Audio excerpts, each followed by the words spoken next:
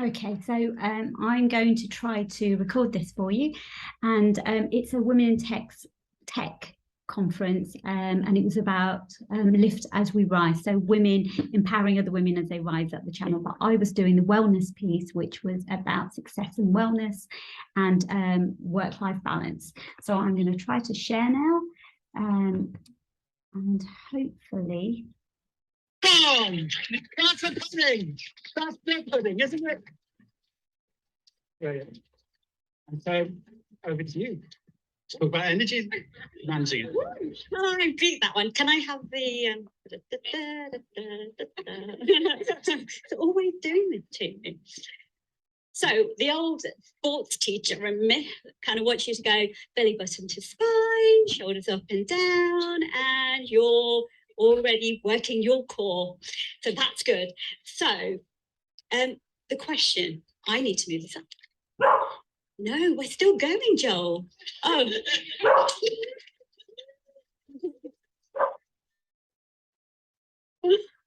Okay, so this is really about success versus wellness. Is there a balance?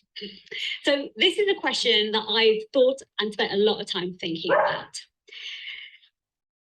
Now, my teams, I've worked for Sky, I've worked for Yahoo, I've worked for cancer imaging companies, and my teams have always done really well. I've always had multiple awards for those products and for those teams. And about 7 years ago, I thought about this question even more. From my bed, under my duvet, hiding from the world. It was after my 6th major operation, and admittedly, that success was gone, wellness was out the window, and I was pretty done. I was resigned, and I wasn't talking to anyone. And then I got this angry voicemail from my friend, who basically told me to get out of my own pity party. It kind of woke me up, and then I was like, okay, that's fair enough. Got curious, and I was also then going to go and look for some tools, and that's eventually what happened. I left Sky in 2017, and I decided to go back to university like you do at my grand age of, I'm not going to tell you, and I did a master's in psychology. I did some brain scanning studies, and that was only the start of my journey. So I was looking for tools. I was looking to see how I could help myself, help others, and then I realized that actually nothing changes from the level of the mind. So as a behavioral scientist, we can give 70% of information to people. And as the nudge unit have told us from the government, it goes nowhere. We need tools, we need interventions, we need to talk to a lower level. We need to talk to your body, we need to talk to your energy, we need to talk to so much more. So what's interesting is the last 2.5 years have more or less put to bed and shifted and evolved us. And it's really put to bed that there is no separation between work and life. Now, physically, from where we're working, but actually we've embodied the truth that we've always known, but we've been told to ignore. And that is that there is no separation between our energy, our available resources, and who we are as work and people. Now, I think it's time to create a new way of thinking that encompasses a new way of thinking, being, and how we actually work and have life with a healthy, optimum, joyous way. So is there a balance between success and wellness and work and life? No, I'm going to argue no. And I'm going to argue no because I've studied, I've come to believe, and I've observed that as far as our bodies and our energy systems go, there is no separation. And so that's what I want to offer, a new way of thinking and a new model. And who's going to be doing this way of thinking? I do believe, excuse me guys, it's the women, because we actually have the greatest burden. We have to take on the greatest responsibility, whether it's at work, we get stuff done at home. And so we need to be the ones that are advocating for ourselves, because if we don't think, who will? So what I really want to talk about, and it comes down to one word, and that word, as far as I'm concerned, is flow. And this is not the slide I wanted to show you, but this is what I'm going to talk to. So what I'm going to be talking today about is really how we work. So I always take an under the hood approach. Whenever something goes wrong, which is why I became a sport instructor, I kept getting injured and I couldn't figure out why. So I went and learned how to actually train. And so I don't get injured anymore. in this instance, I went back and found out, how do we actually work? What do we really think? So I started at the mind and realized nothing really changes there. The nervous system holds a lot of information. I'm going to talk to that today to tell us why and what we can use around that. The mind, energy, body connection. I talk a lot about energy management, and I'm going to show you and hopefully share some of those tools with us today. I'm going to talk about our FAB, and our FAB is feelings, actions, and beliefs. Now, at the core of these is what we need to reset, which we're really serious about bringing ourselves into an optimal way of living. And I'm going to tell you about a little bit of energy. I'm always talking about energetics. It's about energy management. But the truth is, our energy impacts everyone else, and it really matters. And I really want to share that with you today. And so the talk is about flow. So what is flow? Now, purely from a scientific perspective, the psychologist Mihaly Csikszentmihalyi says it's an optimal state of being and consciousness.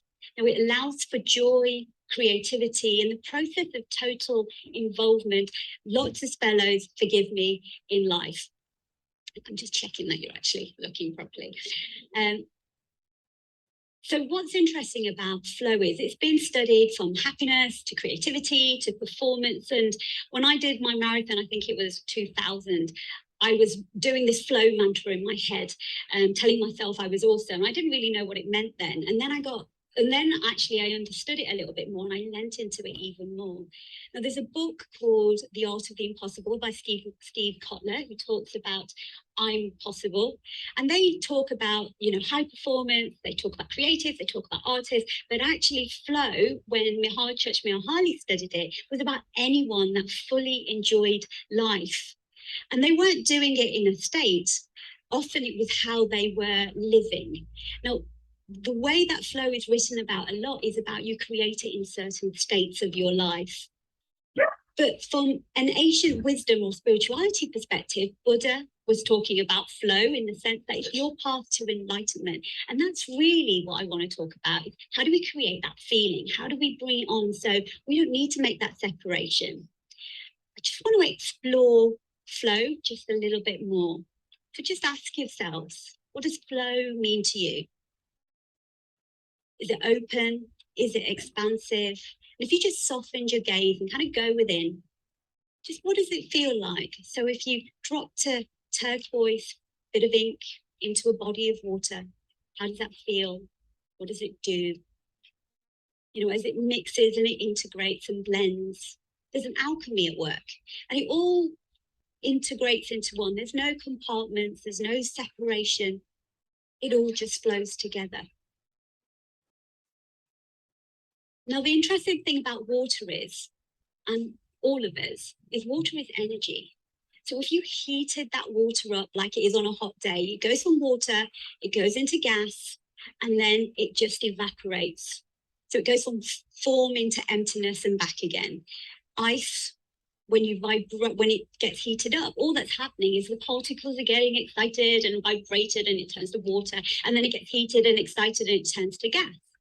And in fact, we are matter, but we are actually just energy. And if you push matter, it's that Einstein equation of E equals mc squared. It's you push matter more and it's energy. And that's what we're really trying to think about here, is that light thoughts, happy thoughts, and I'm not talking about all happy thoughts, but even just acceptance, courage, they're really light thoughts. But when we start thinking about anger, stress, jealousy, they're heavy thoughts.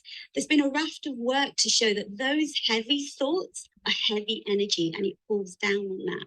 So if you imagine that water now, where you're dropping in dark ink or oil, what happens? Does it still feel nice, or does it feel polluted? And that's really the point, that when we have these stress thoughts, some of you may know this already, but whenever you have a stress, you have to have that equilibrium. You need to balance it off. And when you're younger, your stress response might be small. It might be like a mouse. And then you have to have a mouse-sized response to equalize it. So it's called homeostasis. And there are tools to bring you back there. But as we get more and more stressed, and if we're not releasing it from our nervous system, the response that you need on the other side is like an elephant. You're going to have a really big elephant type response to actually get you back to homeostasis. So you might be equilibrium, but it's a bit of a rubbish equilibrium. What's interesting is, from my perspective, I was back in bed having these operations because I just ignored all of the signals. And one of my teachers always says, you know, your body and your energy gives you a nudge, and then it throws a stone at you, and then it throws a rock at you, and then it hits you with a boulder, and then you've got to take notice. And that's essentially what your body and your nervous system does. And I was just ignoring that. I was talking to a colleague at work the other day who said that she'd been pretty stressed. And, you know, hands up if this has happened to anyone. You run on adrenaline, you go on holiday, and then you get sick. Yeah, exactly. And it's because your body can keep going, but it can't sustain it. And we're all women in leadership and at work, and you wouldn't run a business like that. You know, you'd check in with your staff, you'd see what was going on. Is it creative? Is it light? And you'd make an adjustment, but you're checking in.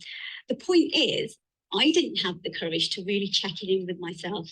There's a lovely question that I always ask people when they come to me and say they're fearful or there's something going on. And the question that scared me, and it scares most people, is what's deeper than that? Because the thing we think we're scared about is very rarely what we are. And that really sits at the lowest parts of where we are. And I'm not going to talk too much about that, but I am going to talk about what we can do, especially in the moment. But the questions that we really should be asking ourselves in these times where, and I forgot my orange, we get squeezed. So I went to a conference to listen to Wayne Dyer, who's a great spiritual talker, but he's just amazing. And he brought out this orange, and he says, we know what's in this orange when we squeeze it, but what's going to happen when you get squeezed? Okay, this is what happens. I get reactive. I eat too much. I felt small, I get stuck, I feel sabotaged. And so that's the point, is what happens when you get squeezed? An interesting question you should ask yourself is, how does your energy or your body talk to you? Again, for me, I get butterflies, I get slightly hot. I also get hungry, or think I get hungry. And the difference between hungry and adrenaline is, it comes on really quickly, and that's when I know it's stress and adrenaline versus me really being hungry, because the hunger kind of creeps up on you, but adrenaline kind of comes really quickly. So kind of just check in with yourselves, and do you know what they are for you? When I really ignore it, I get eczema around my face, which is really lovely, and the face mask was really helpful. So notice the sensations, but also notice your reactions. Because again, I'm going to talk about your FAB, your feelings, actions, and beliefs. And your reactions is actually where you start to unpack, where you really start to lean in and say, well, why is that? Because there's a school of thought, and it's where we do kind of shadow work, but your reactions aren't about anything external to you. They're about your stuff. They're about what's going on inside you. So it's a beautiful place to start, with compassion and with curiosity, and to never judge yourself on that. Why it's important is because when we're leaning into all of these things, there are circuit breaker. There are circuit breaker for me having a bar of chocolate, or me shouting at my husband, or me shouting at the guy across the table. And what I used to use, actually, when there was a guy at work, and one of the lead engineers, and we'd go into the conversation about what was going to hit the roadmap. And he was like, well, you're a woman. Do you really know what this means? I do. Really irritating. And I had to put on the table a little space hopper, because it meant that I could just breathe, lightness, and laugh. And then I reacted with love. And then I got hurt, because as soon as I raised my voice, I was not going to be heard. I did actually have a word with him, and he was like, I didn't even know that's what I did. Unconscious bias is beautiful. And actually we have a very good relationship with it. But the point is, I had to sense I was getting hot and I was going to react. That space hopper saved my life. I still use it. I've given it to my daughter now. She's 13, she's a nightmare. Anyway, moving on. Okay, so why the FAB mattered? Well, really at this point is, I knew my FAB wasn't great. And I worked on it, and I have unpacked, and there's a term that we use in the world that I work in, it's called going into the washing machine, and it means that I had a lot of tears, and that's okay. I tell my clients your tears are cleansing, and it came, and I feel better. But the reason it's important is there's lots of books around change your thoughts, change your life. Those thoughts create form, they create energy.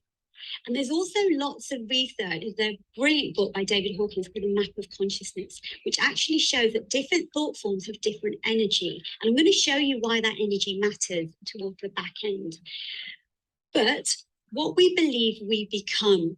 Bruce Lipton is an epigenetic. He's done a lot of work around stem cells, and this piece of research actually blew me away completely. But what he showed was we have this belief that it's hereditary when we get ill, but actually we all have the ability to get ill. The genes have an expression, and those expressions are either turned on or turned off. And in fact, in 90% of the time, a gene is turned on when we are in a mental state, or our perceptions or environments are turning them on. Cancer, from the research that he showed, was only 10% hereditary, and then 90% was all to do with perception and all to do with the environment. Now, this piece of research has been known for a while, but not in mainstream science, because science takes 30 years to evolve, which is why I kind of ended up leaving academia. But it is interesting that the drug industries don't want you to know that either, because it would give you too much power to actually know that you could heal yourself. But it also means there's a responsibility, and that's hard work. So what I want to do now is not talk anymore about, unpacking yourself, but just give you some tools about the things that we could potentially do. One of the things I say a lot, which Dr. David Eagleman talks about, is your brain is in the box, so we're always sending it signals. So as Bruce Lipton says, the environment matters. Get yourself out of the house. If you want to be creative, and go and look outside. First thing I do in the morning is I open the window and I look up in the sky. When you do that, you're expanding. And for creativity, that's so important. I'm also, when I look out, I'm always amazed at the sort of wow factor. I heard Chris Evans say this on the radio, and I'm stealing it. But the probability of you being you, sat in this room, and even just being alive, is 1 in 400,000. I mean, it's the chaos of that trillion. So you're not here by accident. You're here for a purpose. And a lot of people will talk about Dharma, and it's, just be amazed at yourself. You're here, and I'm just always astounded by that fact.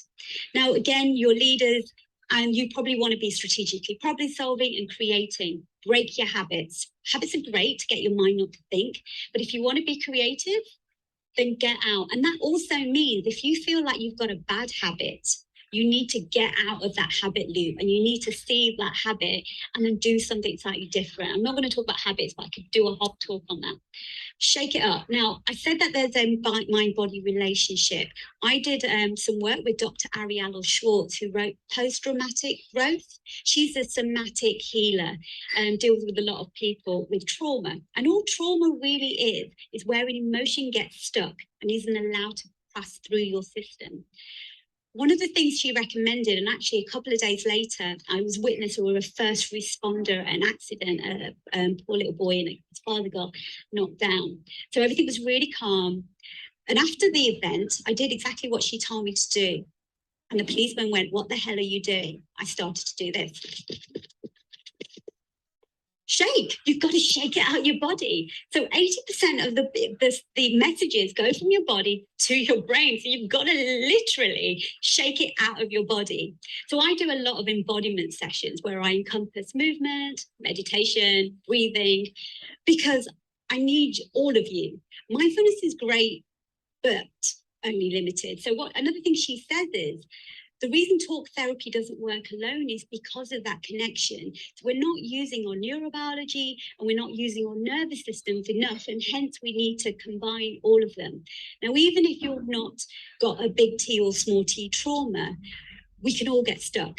And so I find, I'm constantly kind of shaking, I'm going to the bathroom and doing other things, but one of the research gurus that I've been looking at is Dr. Eugene Gilbert, I think his name is, in 2007. He looked over a couple of decades and looked at which therapies worked for people, whether it was psychoanalytic or talking therapies. And what he found was the method that worked really well are the ones where you have a felt sense of going within. And so that's why I also use embodiment. And so we've got to move. If you want flow, there's a lot of process, and a lot of those people talk about movement and running. What I'm going to also just end up with is the anatomical system. We can use the ventral vagal. So it's about a social engagement as well. And for social engagement, you can touch your face, look people in the eye. And that actually just means that you're seen and you're heard. There's lots of other tools. Tapping is a beautiful one to really get into your energy. Now, the reason why energy matters is we have all got a torus field, and we can all create that. And your happy thoughts or your shallow thoughts all make that torus field big or make it small.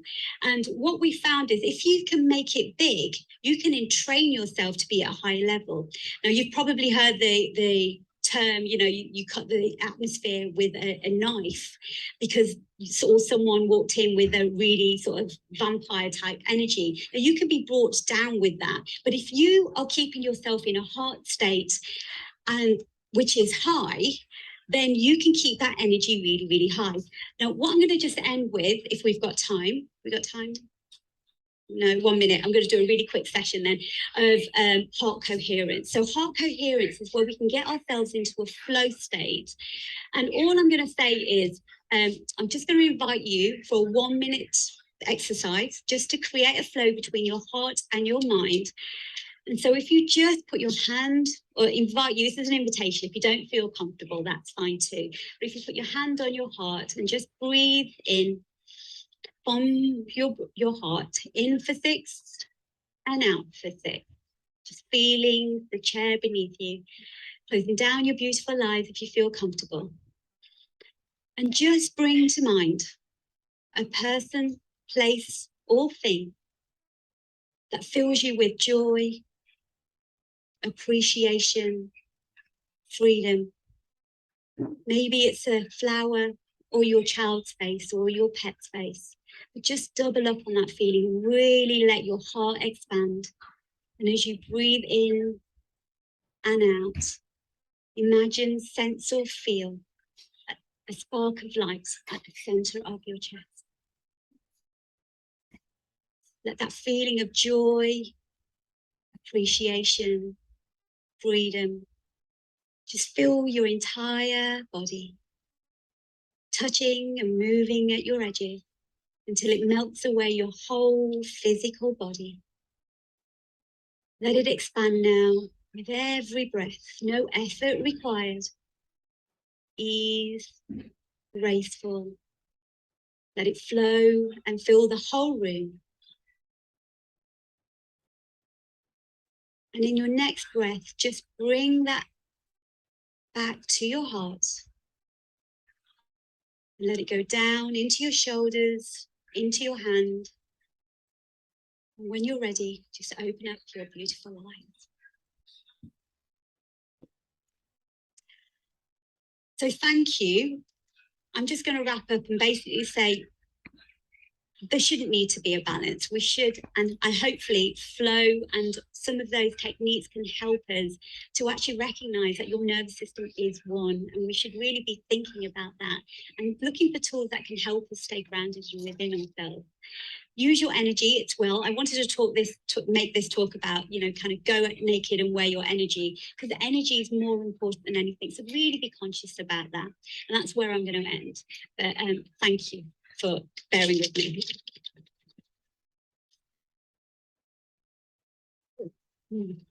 Nila, thank you. Thank you so much. I love how we energized at the start of that and then all chilled out at the end. That was brilliant. And I like the shake it out. In my house, we have dance it out. So if someone's had a bad day, the kids, more often than not, get to pick the tune that we all dance it out to in the kitchen.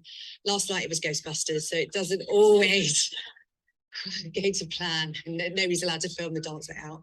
What goes on in the house stays in the house. But